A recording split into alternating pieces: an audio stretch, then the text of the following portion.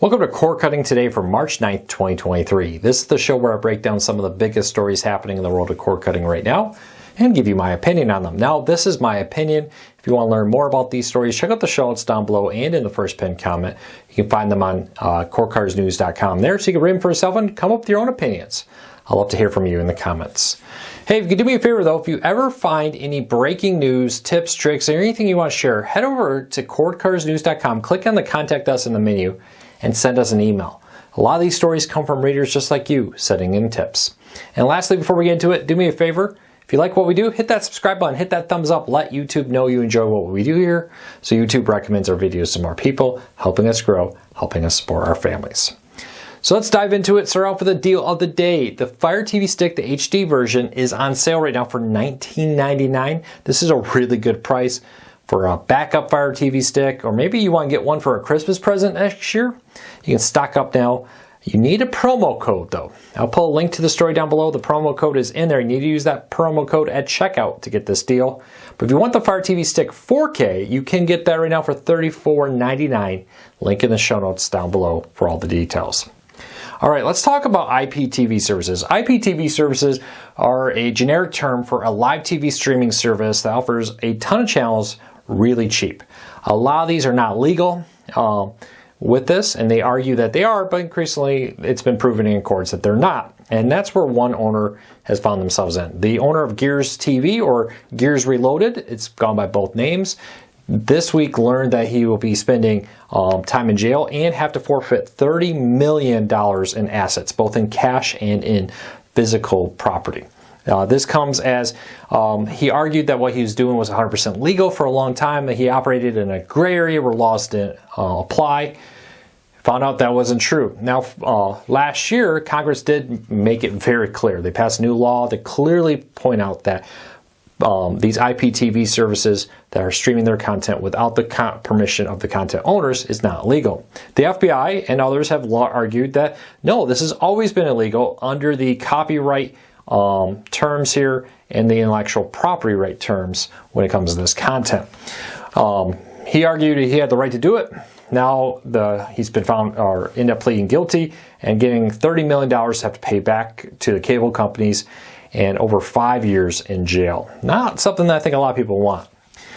Be careful when it comes to streaming services. There's a lot of streaming services that will promise you everything in the sun very, very cheap. And I often get questions, are these legal or not? And for a long time, people argued, wow, you know, it's a civil issue. It's a civil issue.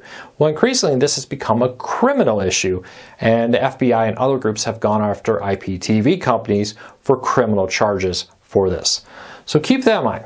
I've also heard from a lot of people, not necessarily with this service, but with others, that when they get shut down, if you prepay for a year, for example, your service is just gone and you're not going to be able to use it, and you're not going to get a refund. So just be careful when you're using online.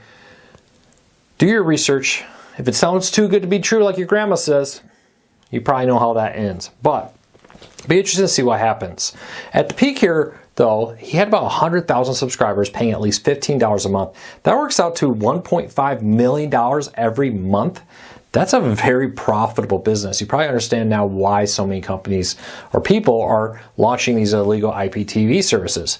Because if you can just get 100,000 people, that's $1 million+ a month every month.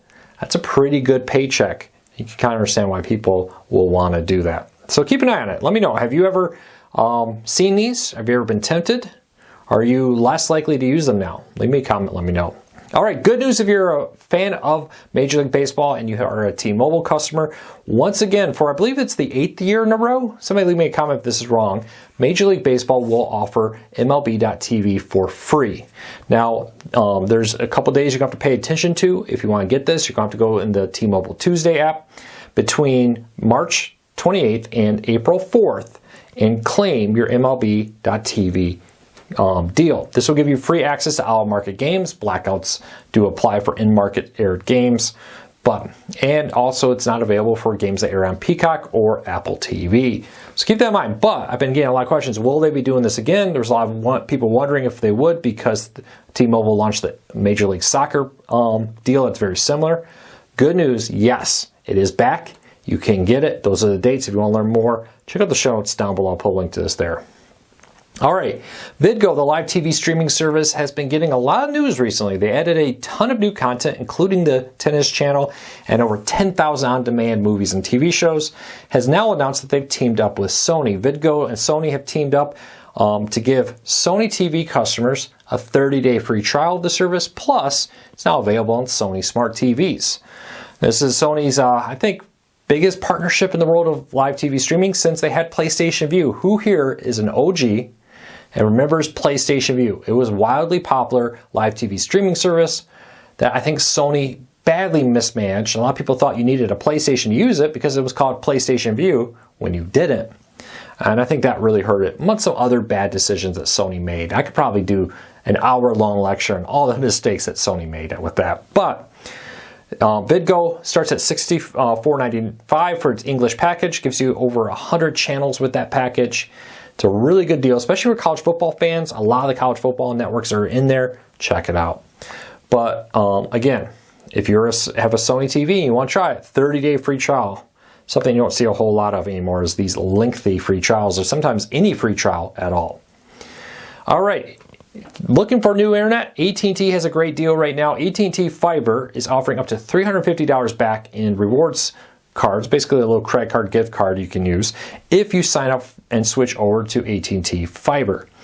Details are in the post, but you need 2 promo codes to get this. You need at checkout to do 2 promo codes, and you can only do this deal online, not in stores. So check it out. If you're thinking about switching to AT&T Fiverr, $350 back is a pretty good deal with that. Also, if you're thinking about stocking up, another great deal of the day, Amazon is offering 20% off of Amazon basic products when you spend $50 or more. I was actually amazed. I found in there when I was looking that they have razor blades, very similar to the Gillette razor blades I use. I'm going to give them a try. They're less than half the price of what Gillette's charging for their razor blades. And honestly, I think it's cheaper than most every razor blade company I've ever looked at. But it's got that flexible ball I really like. So I'm going to give these a try. Maybe I'll do a review of them over on the Breakdown YouTube channel. We'll see. And lastly, Roku's getting a new CFO. Chief Financial Officer, one of the top commanders in Roku, is a former Amazon executive joining the Roku team. He'll join in May. The current CFO already announced late last year he'll be leaving in August. So from May to August, they'll work hand in hand to make sure a smooth transition. But some change up in the Roku leadership. We'll have to wait and see what happens. Well, that's it for today. I hope you have a fantastic day. Don't forget to hit that subscribe button, hit that thumbs up, let YouTube know you enjoy what we do here, so YouTube recommends our videos to more people, helping us grow, helping us support our families, and hopefully we can help you break free from the high cost of cable TV. Until next time, take care, be safe. We'll be back again very soon.